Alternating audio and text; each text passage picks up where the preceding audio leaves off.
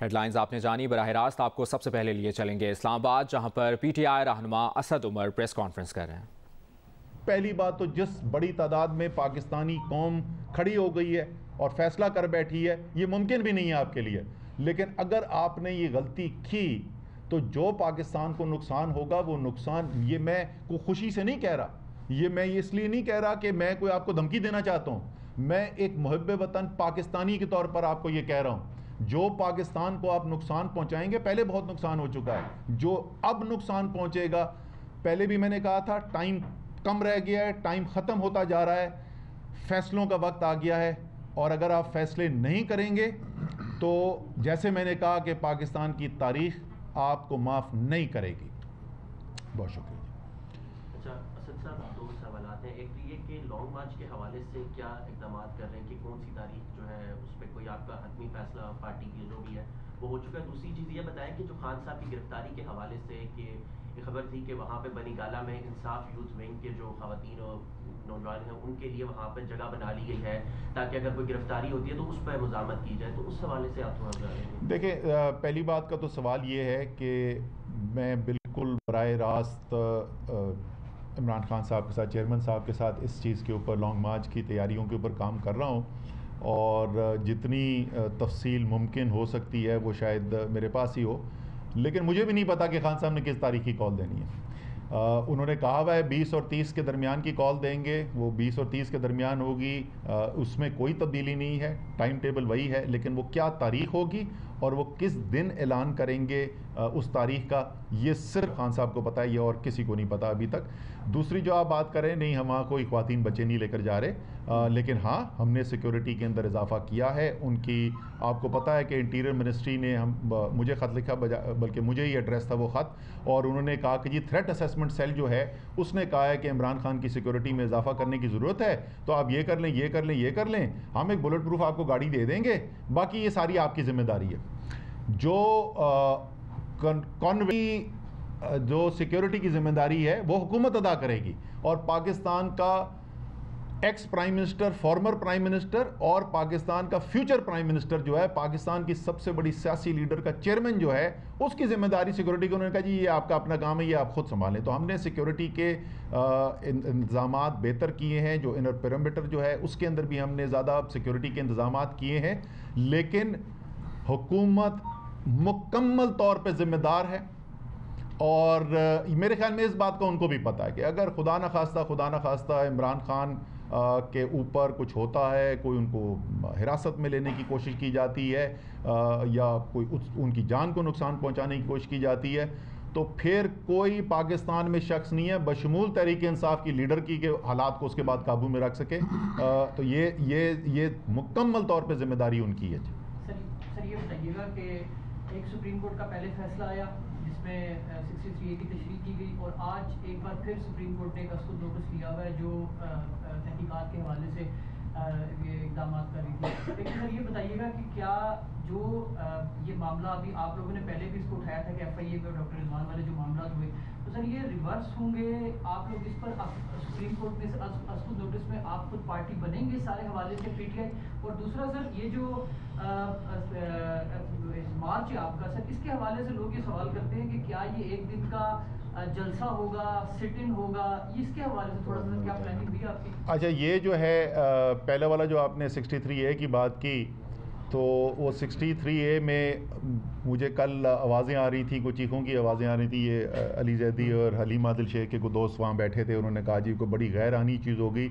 جب آپ نے کروڑوں کی انویسٹمنٹ کی ہوئی ہو اور وہ لوٹا سوائے واش روم کے اور کسی کام کا نہ رہے تو چیخوں کی آواز تو آئے گی۔ سو کمال کی بات ہے کہ وہ کہتے ہیں کہ لوگوں کو ضمیر بیچنے کی اجازت ہونی چاہیے، شرم کرو کوچ۔ دوسرا آپ کا جو سوال تھا کہ اس کی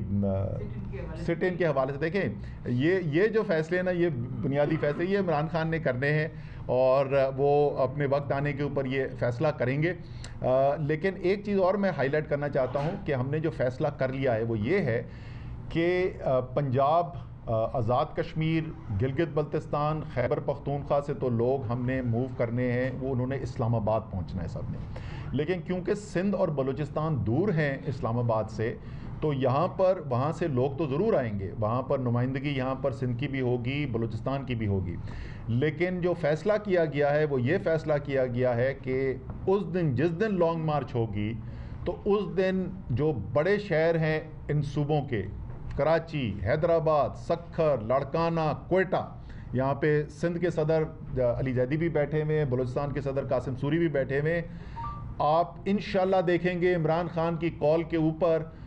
عمران خان نہیں ہوں گے وہاں پر, لیکن اس کے باوجود عمران خان کے ساتھ یکجہتی کے لیے اور پاکستان کی آزادی کے لیے آپ کو اتنی بڑی تعداد کے اندر لوگ نظر آنے کراچی, حیدرآباد, سکھر, لاڑکانہ, کوئٹہ کی سڑکوں کے اوپر کہ ان سے ووٹ سنبھالنے مشکل ہو جائیں گے. دھرنے کا لانگ مارچ کا پہلے بھی ہم تجربہ کر چکے اور 126 دن کے بعد بھی بالآخر عدالت کی طرف رجوع کرنا پڑا. آپ یہ بتائیے گا کہ اس دفعہ جو تجربہ کیا جا رہا ہے, اگر لانگ مارچ کے بعد کچھ حاصل نہیں ہوتا تو آپشن کیا ہوگا؟ دوسرا یہ کہ بینگ پاکستانی آپ حکومت میں نہیں ہے, ڈالر کیوں بڑھ رہا ہے اور مشورہ کیا دیتے ہیں مفتاح اسماعیل کو کہ ڈالر کم از کم کنٹرول تو مشورہ مفتاح اسماعیل کے لیے نہیں ہے, مشورہ مفتاح اسماعیل کے باس کے لیے ہے کہ اس آدمی پہ رحم کرو, بیچارہ لولی پاپ کھا کھا کے اس کا بیڑا غرق ہو گیا. یہ اس کے بس کی بات نہیں ہے بھائی. جس وقت تک پاکستان کے اندر ایک امپورٹڈ حکومت ہے بیرونی مداخلت کے ذریعے لائی ہوئی اور قوم اس کو مسترد کر کے بیٹھ گئی ہے, کسی کو بٹھا دو اس کرسی کے اوپر, مجھے بٹھا دو, سنبھال نہیں سکتے ہم اس کو, تو اس کا حل تو صرف غیر یقینی کا تو صرف یہی ہے. دوسرا آپ نے بات کیا اگر کچھ نہیں حاصل ہوا, ٹکا خان بہت کچھ حاصل ہو گیا ہے, قوم کھڑی ہو گئی ہے, سب کی نظروں کے سامنے قوم بن رہی ہے. اس قوم نے فیصلہ کر لیا ہے کسی کے سامنے سر جھکانا نہیں ہے اللہ کے علاوہ. تو بہت آپ دیکھیں انشاءاللہ تعالی, جس طرح میں کہہ رہا تھا اگر غلط فیصلے کیے گئے تو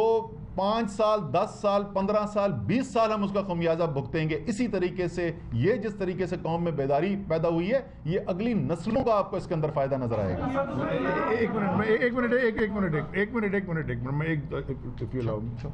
میں صرف 2-3 باتیں اسد عمر آپ کی پرمیشن سے. عمر جٹ, آپ نے جو سوال پوچھا نا 63A والے فیصلے کا, میں صرف ایک سوچ چھوڑے جاتا ہوں, ایک سوال چھوڑے جاتا ہوں کہ یہی فیصلہ 63A کا اسی دن اگر آنریبل سپریم کورٹ, ہمارے آنریبل ججز رات کو 12 بجے یہ والا فیصلہ بھی اسی دن سنا دیتے نا, تو بڑے حالات ٹھیک رہتے, کیونکہ اس میں دیر کی مجھے نہیں پتا ان کے پاس کوئی ریزن ہوگی. دوسرا میں ایک اور بات کے اوپر ضرور ایڈریس کرنا چاہتا ہوں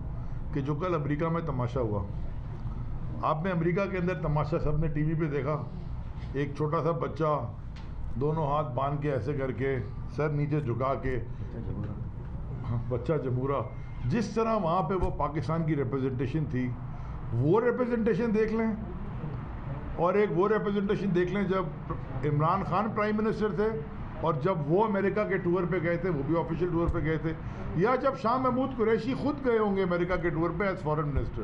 تو آپ پوری قوم کو چاہیے کہ وہ دونوں کو سامنے رکھ کے اس کا